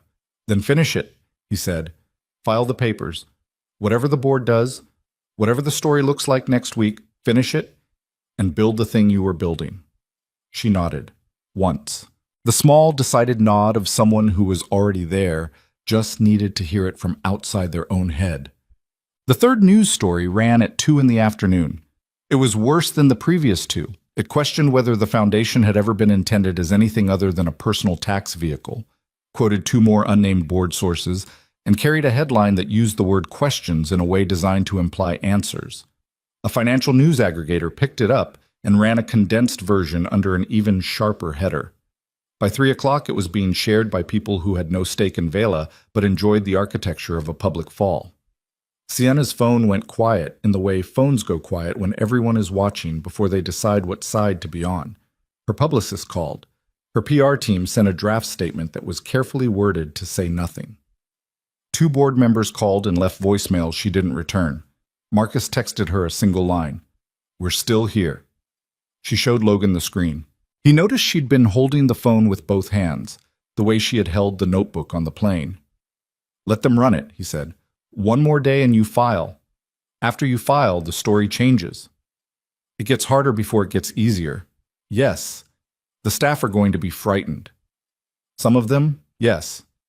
I should talk to them before the filing is public. She was already shifting mode, not the person sitting on a sidewalk feeling the weight of a jump, but the person who had decided and was now working. A company-wide message, something that doesn't tip off the board or compromise the filing, but that tells the people who work there that the ground is still solid. Do you want help drafting it? Please. They went back to the office space and sat across from each other and worked on it, Logan asking, what do you actually want them to know? And Sienna working through it. Not the PR version, not the carefully managed version, but what she would say to Marcus if it were just the 2 of them. The message that came out of it was short. 3 paragraphs. It said that she was aware of the news coverage, that she had taken actions to address governance concerns through proper legal channels, that she could not detail the specifics while that process was active, and that the company's mission was unchanged and its people were its foundation. It did not mention Carr. It did not mention the fraud. It did not promise outcomes she couldn't guarantee. It was honest in all the ways that mattered and silent in all the ways that were necessary. The last line, Logan said, reading it back. You wrote, I believe in what we've built. Can you say something more specific? She thought. I believe in what you've built. You and Marcus and the people who said yes when it would have been easier to say no. He typed it in. She read it. That's it, she said quietly. She sent it at 4:15. By 4:45, Marcus had forwarded it to the company Slack with a single word underneath. This. 47 employees responded within the hour. Not all of them, not even most, but enough, the particular enough that signals that something has held. Logan's flight home was Friday morning at 9. Thursday evening, they walked 6 blocks to a restaurant Sienna had been to once before, 3 years ago, back when Seattle had been a place she visited rather than a city she was currently hiding in. It was the kind of place that was busy without being loud. Wooden tables, good lighting, the particular sound of a room where people were having real conversations. They ordered without performing at it. They talked without it being managed. Sienna told him about the early days of Vela, the shared office and the lunch smells, and a week where she had genuinely not known if they would make payroll, and how Marcus had come in that Monday anyway and brought coffee and not mentioned it, and how she had thought, this is the kind of person you build something with. Logan told her about the year after Rachel, not the surface version, not it was hard and Maisie helped me through it, the actual version. The nights when Maisie was asleep and the apartment was quiet, and he had sat in the kitchen and felt the particular weight of a future that wasn't what he had planned. How he had rebuilt around a smaller radius because the smaller radius felt survivable. How Halcyon Books had been, honestly, more than a job. It had been a structure he could hold on to while the rest of him found its footing. Sienna listened the way she did when she was really listening. Not waiting for her turn, not managing the emotional tenor of it, just present. You said she had dark eyes, Sienna said when he'd been quiet for a moment. Yeah. Maisie has them too? Same exact shade. Sometimes I'm looking at her and for a second, he stopped. It's not painful the way it used to be. It's more like she carried something forward, like the good parts got inherited. Sienna was quiet. I don't think I've let anyone in since Rachel, he said. He said it looking at the table, and then he made himself look up. I've been telling myself it was for Maisie's sake. Keep things stable. Keep the radius small. But that was... He paused. That was me, mostly. Maisie's fine. She told me I always say no to things, and she wasn't wrong. Sienna held his gaze. You didn't say no to this? She said. No, he exhaled. I didn't. The silence between them had a different quality than the working silences of the past 4 days. Less practical, more exposed. The kind of quiet where both people know something is present and are deciding whether to name it. I'm going to be in the middle of something very loud for a while, Sienna said carefully. After the filing goes through, the board, the media, the investigation, it's going to be loud. I know. I'm not saying that as a way of... She stopped, chose different words. I don't want to pull you into something that disrupts what you've built. You have a life, a real one. Maisie, the store? Clara? She paused. I don't want to be a person who makes your life more complicated. Logan looked at her. I run a bookstore, he said. My life is not fragile. That's not... I know what you're doing. You're giving me an out. She didn't deny it.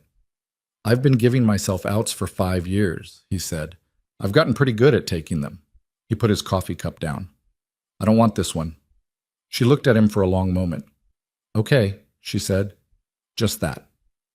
Okay, he said back. They finished their dinner and walked back through the wet Seattle streets and stood outside the hotel where they had started 3 nights ago in a lounge with stale coffee and 2 laptops and something neither of them had named yet. I'll call you when the filing goes through, she said. I know you will. Logan. She looked at him directly. Not the CEO, not the person managing her public presentation. Just a woman who had been scared on a plane and had a notebook full of drawings and had, somewhere in the past 4 days, decided he was someone she could be honest around. Thank you for all of it. The email and the document and the bagels and... She gestured, a small motion that meant everything else. All of it. He wanted to say something small and deflective, the way he usually did. He said instead, Come to Portland when this is done. Maisie wants to meet you, and I want to show you Halcyon. She looked at him. A bookstore, she said. A good one. You'd show me a bookstore. I'd show you mine, he said. That's different. She was quiet for a second, and then she smiled. Not the careful one, not the one that was half armor, the real one. The one that reached her eyes and changed her whole face. Yes, she said. I'd like that. He watched her walk to the elevator. He stood alone in the lobby of a hotel in Seattle, a man with a flight to catch in the morning, and a daughter who had saved a tooth for him and a life that had, over the course of 4 unremarkable and completely remarkable days, quietly expanded back to the size it was supposed to be. He took the stairs up to his room. He packed his bag. He slept. He landed in Portland at 10:47 Friday morning. Clara was waiting at arrivals with Maisie, which he hadn't expected.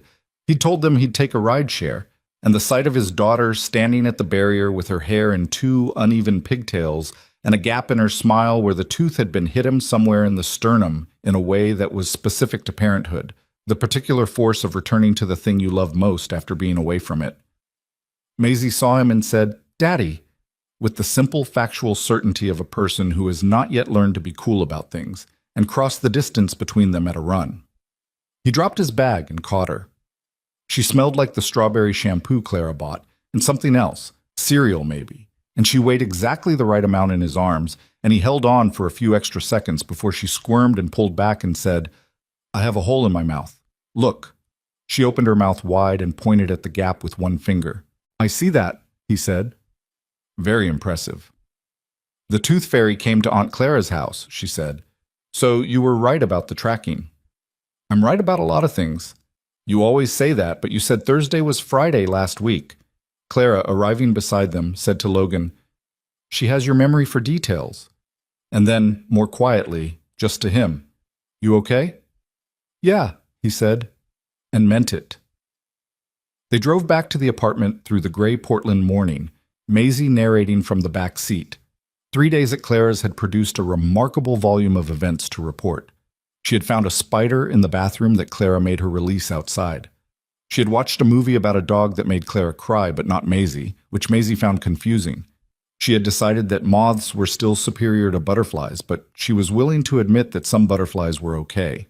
Logan listened to all of it with his elbow on the window and the familiar streets going by and the specific deep exhale of being home. That evening, after dinner, after Maisie was in bed and Clara had gone, and the apartment was the quiet particular to an end of day with a child in it, Logan sat at the kitchen table and thought about Sienna. He had not heard from her since his flight. He knew that meant she was in it. The filing, the board response, the noise. He had checked his phone twice at the airport and then told himself to stop checking because there was nothing he could do from Portland except wait, which was its own kind of hard for a person who had spent 4 days being useful. At 9:40, his phone buzzed. "It's filed." Diane submitted at 4 p.m. Carr's attorney called her within the hour. He typed back, "How are you?" "Honestly, like I just set something in motion that I can't stop," which is exactly what I intended. So, that's the right feeling. Logan. The board called an emergency meeting for Monday. Diane says they'll likely move to suspend me pending review. He looked at that for a moment. "Will you fight it?" "No. I told Diane I won't contest it. If they suspend me, I step aside. The company needs to function." A pause, then, "But the filing stands. Whatever they do to my title, the filing stands." He typed, "You're doing the right thing." Her response came after a minute. "I know, it's just, you know that thing where doing the right thing and it feeling good are not always the same moment?" "Yeah," he typed. "I know that thing." Another pause, then, "Thank you for everything. I mean it, all of it." He looked at the message for a moment, then he typed back, "Portland. When you're through the worst of this." "I meant what I said." Her response was simple. "I know you did." He put the phone down and sat in the quiet kitchen of his small Portland apartment and thought about the gap between doing a hard thing and the part where it resolves. About how most of life is spent in that gap, and how the people who make it through are not usually the ones who found a shortcut, but the ones who just kept going long enough. The next 3 months were, by any honest account, difficult for Sienna Hart. The board suspended her on Monday, as predicted. The vote was 4-2, with Marcus's former ally Richard Okafor casting the deciding vote with visible discomfort, which Sienna later described to Logan as being almost more frustrating than if he'd done it happily. The fourth news story ran the same day, then a fifth. A financial podcast dedicated an episode to it under the title Founder Syndrome, When Vision Becomes Liability. 2 investors pulled their positions. The acquisition group issued a statement calling the legal filing a distraction and indicating they were reviewing their offer. For 2 weeks, it looked, to everyone watching from outside, like it might go the way these things often go. The board consolidating power, the dissenting CEO isolated, the story simplified into something that fit a familiar template.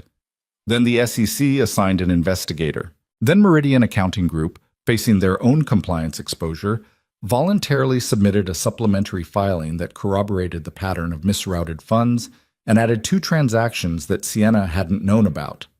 Then an anonymous Vela employee submitted a whistleblower complaint through a separate channel, citing internal pressure to backdate financial records. A complaint that had nothing to do with Sienna's filing and was filed by someone who had simply decided that being not brave long enough had a cost they were no longer willing to pay. Douglas Carr resigned from the board on a Tuesday morning 6 weeks after the filing, with a statement that cited personal reasons and was believed by no one. 2 of the board members he had installed followed within the week. The acquisition group withdrew their offer 3 days after that, citing the changed board composition and legal uncertainty, which was the corporate equivalent of leaving when the lights come on. The emergency shareholder meeting that was supposed to formalize Sienna's removal was postponed, then postponed again. then quietly converted into a governance review meeting at which the remaining board, including Richard Okafor, who had apparently had several weeks of uncomfortable reflection about the deciding vote he had cast, voted to reinstate Sienna as CEO, pending the SEC's formal review, with a resolution acknowledging her role in bringing the misconduct to light. She called Logan from the parking lot of the Vela office building immediately after that meeting. "They reinstated me," she said. "I know, Marcus texted me." A pause. "Marcus texted you?" "He has my number from when I helped with the document. He's been giving me updates." Logan was in the back of the bookstore when he answered, restocking a shelf, and he sat down on the small step stool Gerald kept back there. "How do you feel?" "Strange," she said. "Like I expected it to feel more like winning, and it mostly just feels like—" She paused. "Like the beginning of a lot of work." "That's because it is." "Yeah." A breath. "The foundation is intact. That was the thing I kept coming back to through all of this. The libraries. Carr tried to use them as evidence against me, and instead they became—" She stopped. "People responded to them. When the story came out about what they actually were, regular people, not investors, not industry, just people who read about what I was trying to build and wrote in to say—" Her voice changed slightly. "Some of them were people who grew up with libraries the way I did, who understood what that meant." Logan thought about his daughter, about the back corner reading nook at Halcyon that the neighborhood kids had colonized, about the way Gerald had built a store that felt like something other than commerce. "People know the real thing when they see it," he said. "I'm starting to believe that," Sienna said. "I'm starting to actually believe that." There was a quiet on the line that was warm rather than empty. "Portland," he said. "Are you ready for Portland?" She laughed. "The real one, not the managed one. Give me 2 weeks. I have some things to finish here." "Take 3, he said. "We're not going anywhere." She came on a Saturday in late November. Logan had told Maisie that a friend was visiting, someone he'd met on a trip to Seattle, and Maisie had received this information with the particular measured response of a child who was gathering data before committing to a position. "Is she nice?" Maisie asked at breakfast. "She's very direct," Logan said. "You'll probably like her." Maisie considered this. "Does she like moths?" "I honestly don't know." "I'll ask her." "That seems like a good plan." Sienna arrived at 11 in a car she'd driven herself. No driver, no security, just a woman in jeans and a dark jacket with her hair down and the leather notebook tucked under her arm out of what Logan had come to understand was pure habit. She looked different from the woman in the airport, less armored, or maybe he just knew what was underneath it now and couldn't unsee it. She stood at the door of his apartment and looked around. The bookshelves that covered most of one wall, the drawings Maisie had stuck to the refrigerator, the slightly battered furniture that was the furniture of a life actually being lived in. And something in her face did the thing he had watched it do a dozen times now, the thing where the CEO armor wasn't relevant anymore, and there was just a person standing in the doorway of someone else's life, trying to figure out if she fit. "It looks like you," she said. He stood aside to let her in. Maisie. Maisie appeared from the hallway with the measured curiosity of someone approaching a situation they have already theorized about. She was wearing socks with small owls on them and carrying a drawing she'd made the night before and didn't explain. She looked at Sienna. Sienna looked back. "Hi," Maisie said. "Hi," Sienna said. "I'm Sienna." "I know. My dad talks about you." Logan said. "I mentioned you were coming. He talks about you when he thinks I'm asleep," Maisie said, with the serenity of someone who considers accuracy more important than tact. "He was on the phone and he said, 'Sienna will figure it out,' and then he said your name 2 more times." Sienna looked at Logan. Logan looked at the ceiling briefly. "What's that?" Sienna asked, nodding at the drawing. Maisie held it up. It was a moth drawn in brown crayon with careful attention to the wing pattern, labeled Gerald in large uneven letters across the top. "This is Gerald," Maisie said. "He's a moth. Most people draw butterflies, but moths are just as good. They come out at night so nobody pays attention, but that doesn't mean they're not there." Sienna was quiet for a second. "I think that's one of the truest things I've ever heard," she said. She said it simply, without performing it, and Maisie clearly registered the difference between that and an adult being condescending. Maisie handed her the drawing. "You can have it," she said, "if you want." Sienna took it with both hands, the same way she took things that mattered. She looked at it for a moment. "Thank you," she said. "You're welcome." Maisie looked at Logan. "Can we go to the bookstore now? You said we could go." "I said we could go this afternoon. It's almost afternoon. It's 11:15. That's almost noon. Noon is afternoon." Logan looked at Sienna. Sienna was looking at Maisie with an expression that was slightly stunned and very warm. "We can go," Logan said. "Let me get my coat." Bachan. Halcyon Books on a Saturday morning was one of Logan's favorite versions of the world. It was busy without being crowded. Regulars working their way through the sections, a couple in the back with coffee from the place next door that Gerald tolerated because they'd been doing it for 15 years. Two kids about Maisie's age who had clearly claimed the reading nook as their territory and were not inclined to negotiate about it. The smell of old paper and wood polish, and the particular quiet that exists inside a used bookstore, even when it's full of people. Gerald was behind the counter. He was a small man, white-haired, with the posture of someone who had spent decades reaching for high shelves, and the general demeanor of someone who had read enough books to find most situations familiar. He looked at Logan, and then at Sienna, and then at Logan again, with a glance that communicated approximately 17 things simultaneously. "This is Sienna," Logan said. "A friend." "Gerald Hatch," Gerald said. He shook her hand. "You're the reason he came home from Seattle looking like a person who'd remembered something important." "Gerald," Logan said. "I run a bookstore. I observe things." Sienna smiled. "He was helpful when I needed it." "That's his best quality," Gerald said. "He's also occasionally right about books." He turned back to Logan. "The Pemberton order came in. Back shelf." And that was Gerald's version of blessing something, acknowledging it briefly and moving on. Logan understood. Sienna moved through the store with the curiosity of someone who loved this kind of place, which Logan had suspected and was glad to have confirmed.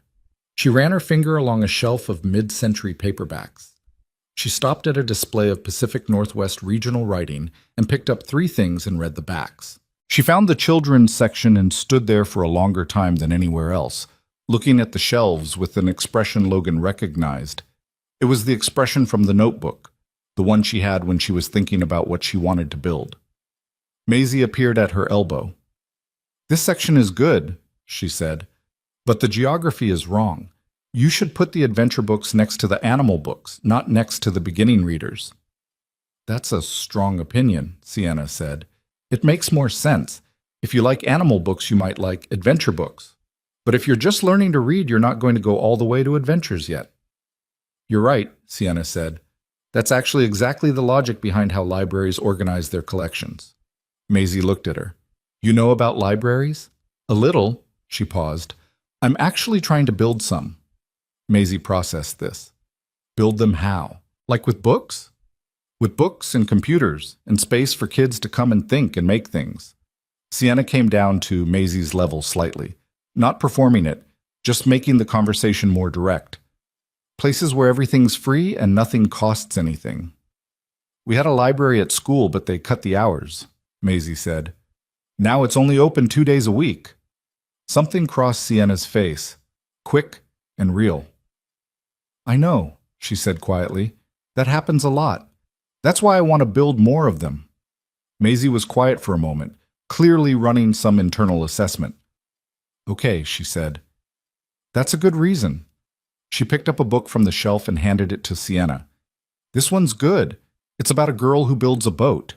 Sienna took it. "Have you read it?" 3 times. She paused. "You can borrow it if you want. I trust you." Logan, standing near the door pretending to look at a display, heard all of this and had to face the wall for a moment. "What?" They spent 2 hours at the store. Sienna bought 4 books. Maisie made her promise to tell her what she thought of the boat-building one. Gerald shook her hand again on the way out and said, "Come back," which from Gerald was a significant endorsement. They walked down the block to the coffee place after, the 3 of them, Maisie between Logan and Sienna, and chattering about a recent injustice involving a group project at school where she had done most of the work, and another kid had presented it without mentioning her name. "What did you do?" Sienna asked. "I told the teacher. My dad says if something's not fair, you should say so." "Your dad's right." "He's right about some things," Maisie allowed. "He was wrong about Thursday being Friday." "That was one time," Logan said. "It's in the record." Sienna laughed.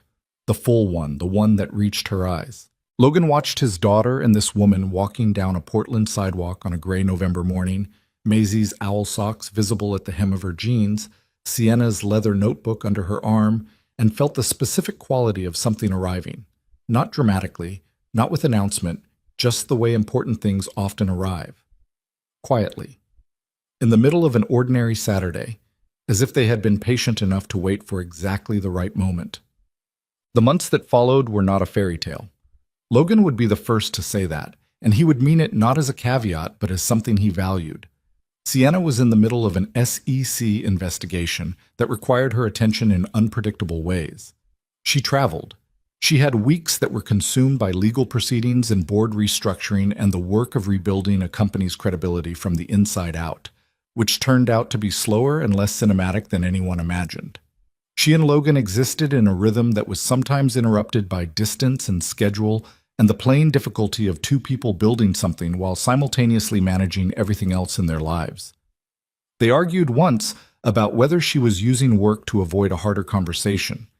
She said she wasn't, he said he thought she might be, and they were both partly right, which they acknowledged 2 days later in a phone call where neither of them was graceful about it, but both were honest. Maisie went through a phase of being unsure about the change in her father's life.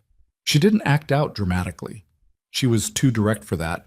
She just asked questions that were harder than they sounded. Does Sienna like us more than her work? And if she goes away a lot, does that mean she'll go away forever? Logan answered each one as honestly as he could, which sometimes meant saying, "I don't know yet, but I'm going to find out," which was the truest thing he had. Douglas Carr's criminal referral was formally filed by the SEC 7 months after Sienna's original complaint.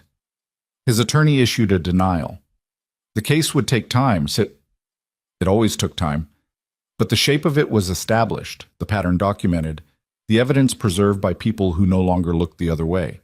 2 of the board members who had been installed by Carr resigned permanently. Richard Okafor stayed and slowly, demonstrated by his actions over the following year, that the deciding vote he had cast had genuinely troubled him. He became, unexpectedly, one of the more useful people in the room when the hard conversations happened. Marcus, the first hire, was promoted to COO. He sent Logan a short email when it was announced that said, "None of this happens without you and that email to Meridian. I know you know that. I just wanted to say it." Logan read it at the bookstore's back desk and then went back to restocking the shelf, which was the right response. The foundation work moved faster than anyone expected. Sienna had been quietly building the infrastructure for it for years before the crisis forced it into the open, which meant that when the dust settled, the groundwork was already laid. The first community library opened in a neighborhood outside of Portland, not Sienna's choice of location, not a strategic one, but the response to a letter from an elementary school librarian who had written to the foundation's email address explaining that her school had lost its library funding 3 years ago, and the children who needed it most were the ones who had no alternative. Sienna had forwarded the letter to Logan one evening with no message except his name. He had written back, "You already know the answer." She had written back, "Yeah, I do." The opening was on a Thursday in April. The building was not large. It had been a disused community center, refurbished, the kind of renovation that was careful rather than impressive. Bookshelves that went floor to ceiling in the main room, computers on one side, a reading corner with low shelves and cushions that was clearly designed with children in mind, a small section of local history that the neighborhood association had contributed to. Sienna was there. Logan was there. Maisie had asked 3 times in the preceding week if she could come and had been told yes each time, and had still asked a 4th time, just to be sure. There were about 60 people in the room, kids from the school, parents, the librarian who had written the letter, a few community members, a photographer from the local paper. It was not a grand event. It was the right size for what it was. Maisie walked in and looked around at the shelves, the full shelves, the organized shelves, and then walked directly to the children's section and started reading the spines. Sienna stood near the entrance, watching. Logan stood beside her. "It's real," she said. Not triumphantly, just noting the fact of it, the way you note something you've been carrying as an idea for so long that its physical existence still surprises you. "It's the first one," he said. 11 more in planning." She looked at the room. 20 after that, if the Foundation's second funding round comes through. A pause. "It's going to take years." "I know. It's going to be incremental and imperfect, and there will be funding gaps and political complications and... Sienna." She looked at him. "Look at the room," he said. She did. In the corner, Maisie had found a girl about her age and was pointing to a book on the shelf and explaining something with considerable conviction. The girl was listening. A woman Logan didn't know was standing at the local history section, holding a photograph from the archive display with both hands, the way people hold things that are personal. The librarian was talking to 3 parents near the circulation desk, and something she was saying was making them laugh.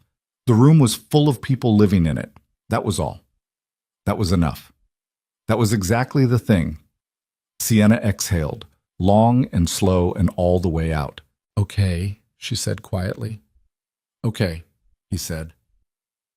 They stood together in the doorway of something that had started as a sketch, in a leather notebook on a flight that hit unexpected turbulence, in the seat beside a man with a broken carry-on wheel and a jam stain on his cuff, and had made its slow, difficult, very human way to this room, these shelves, these people. He asked her on a Saturday in May, 14 months after Seattle. He had not planned a speech. He had thought about planning one and then decided against it because speeches were the managed version of things, and Sienna had spent enough of her life in the managed version. He had bought a ring because that seemed like the right gesture, and also because Maisie had been extremely helpful in the selection process, having strong opinions about what constituted appropriate ring aesthetics for someone who drew buildings and notebooks. They were at the apartment. Maisie was in the other room, conspicuously quiet in the way she got when she was paying close attention while pretending not to. Sienna was sitting at the kitchen table reading through Foundation documents, which was where she often ended up on weekend mornings, and Logan set a cup of coffee in front of her, the way he had been setting coffee in front of her since a Seattle hotel lounge in October. And then instead of sitting across from her, he stayed standing and said her name. She looked up. He had the ring. She looked at it, then at him. "I'm not good at speeches," he said. "I know. And I'm still a person who sometimes says no to things. I'm working on it, but I'm not fixed. Logan, and your life is complicated and mine is small, and they don't look the same from outside, and there are going to be people who don't understand why this makes sense. Logan." He stopped. "I know all of that," she said. She was looking at him with the expression he had come to understand was her real face, the one underneath everything. Not the CEO, not the person managing the room, just Sienna, who had grown up in libraries and drawn buildings and notebooks and held on to things that mattered with both hands. "I have known all of that." "Okay," he said. Then, "Yes," she said. He hadn't finished the question. "You were getting to yes," she said. "I know. I was going to ask it more formally." "Ask it." He looked at her. "Will you marry me?" he said. "Yes," she said, for the second time. "Obviously, yes." From the other room, Maisie said loudly, "She said yes!" Sienna looked at the hallway, then at Logan. "She was listening," Logan said. "Obviously she was listening," Sienna said, and laughed. And that was the moment. Not the ring, not the question, not the yes. That was the moment Logan thought of, later, when he tried to identify exactly when he understood that this was going to be all right. Sienna sitting at his kitchen table laughing at the fact that a 7-year-old had been eavesdropping on his proposal, completely unguarded, completely herself, completely home. Maisie appeared in the doorway in her owl socks. "I knew you were going to say yes," she told Sienna. "You did, huh?" "I told Gerald." She nodded toward her room, where the stuffed moth presumably resided. I said, "Probably yes." "Probably," Sienna repeated. I didn't want to be overconfident. Maisie looked at the ring, then at her father, then at Sienna, with the comprehensive gaze of a child conducting a final assessment. Then she nodded once, the way Logan sometimes nodded. A considered nod, the kind that meant a decision had been arrived at and would stand. "Okay," she said. "Good." And she turned around and went back to her room. People would ask Sienna later, at events, at interviews, at the kind of professional gatherings where someone eventually asks the personal question, what it had felt like to go through what she had gone through. The board fight, the suspension, the public narrative that had run against her for weeks before the truth found its footing. She always gave an honest answer, which was that it had been harder than she expected and also clarifying in a way she hadn't anticipated. That you learn things in that kind of difficulty that you can't learn any other way. About who stays, about what you're actually made of, about the distance between the life you present and the life you're living. And sometimes, if the question was sincere and the room was right, she said this: the smartest decision she had made in 4 years of running a company was not a business decision. It was missing her driver, ending up on the wrong flight, and sitting next to a man who had no reason to run after a stranger in an airport, but ran anyway. Who had no stake in her world and stayed anyway. Who brought bagels and helped build a document and made her say out loud the things she was afraid to say, which is that she knew what she was doing and she was going to do it regardless. She said, success without someone to share it with is a metric, not a life. She said, the things she had been building toward, the libraries, the foundation, the rooms full of kids who didn't have to earn their access to knowledge, she had always been building it for people. And somewhere in a Portland apartment with bookshelves on every wall and owl socks on the floor and a drawing of a moth on the refrigerator, she had finally understood that people included her. That she was allowed to be inside the thing she was building, not just the one who built it. Logan, if you asked him, would give you a shorter answer, because that was his nature. He would say, Maisie told him he always said no to things, and he decided she was right, and he said yes to something, and the yes compounded. He would say, Rachel had given him a daughter who could look at the world without flinching, and that daughter had looked at him and told him the truth, and the truth was the kindest thing she could have done. He would say, there was nothing wrong with a small, careful life. He had needed it. It was the right thing for the time it occupied. But a small life was meant to be a shelter while you healed, not a sentence to serve indefinitely. He would say, if you pressed him, that the most important thing he had ever done was not the email to Meridian, not staying in Seattle, not the document that helped build the case. It was going back for the notebook. Not because it changed everything. It did, but that's not the reason. Because at the moment he made that choice, he had no idea it would change anything. He just thought someone had left behind something that mattered to them, and he could either walk on or turn around. And turning around cost him nothing except a little inconvenience. That's the thing about the moments that matter, he would say. They don't arrive with weight. They arrive looking like small decisions, the kind where nothing is asking you to be heroic, nothing is requiring you to transform. You just have to be willing to notice that something is worth a little extra effort. The rest of it follows from that. That first library opened in April. The second one opened in September, 3 blocks from an elementary school in a neighborhood that had never had a public reading space. The third one opened in January, and Maisie attended the ribbon cutting and inspected the children's section and gave her assessment, which was that the adventure books were correctly located this time. On an afternoon in early spring, surrounded by kids running their fingers along shelves, and a librarian explaining the catalog system and the smell of new books in a just-opened room, Sienna sat at a reading table and opened her leather notebook. The same one, worn even softer now, the cover dark from years of handling, and looked at the sketches she had made on overnight flights. Buildings, rooms, shelves going floor to ceiling, they looked exactly like what she was sitting inside. She closed the notebook and looked up. Logan was standing near the door watching her. She had told him once, in the office space in Seattle, with 2 laptops open and the case document half finished, that she didn't meet a lot of people worth knowing. He had taken that seriously, as he took most things she said. He had shown her, slowly and imperfectly, and without any grand declaration, what it looked like to be worth knowing. Not perfect, not heroic, Just present, just honest, just a man who turned around in an airport because a notebook looked like it mattered to someone, and that had been enough to begin. She held his gaze across the room. He tilted his head slightly. You okay? She nodded. Yeah. Outside the window, Portland in the early spring, the way it gets when the gray finally lifts and the light comes back in a way that feels earned. Inside, a room full of people at the beginning of something. The family that neither of them had planned for, and both of them had needed, and only found because they had learned, separately and together and the hard way, that the life you're supposed to build is usually waiting just past the edge of the one you decided was safe enough. It is enough. It is more than enough. It is, in the end, everything.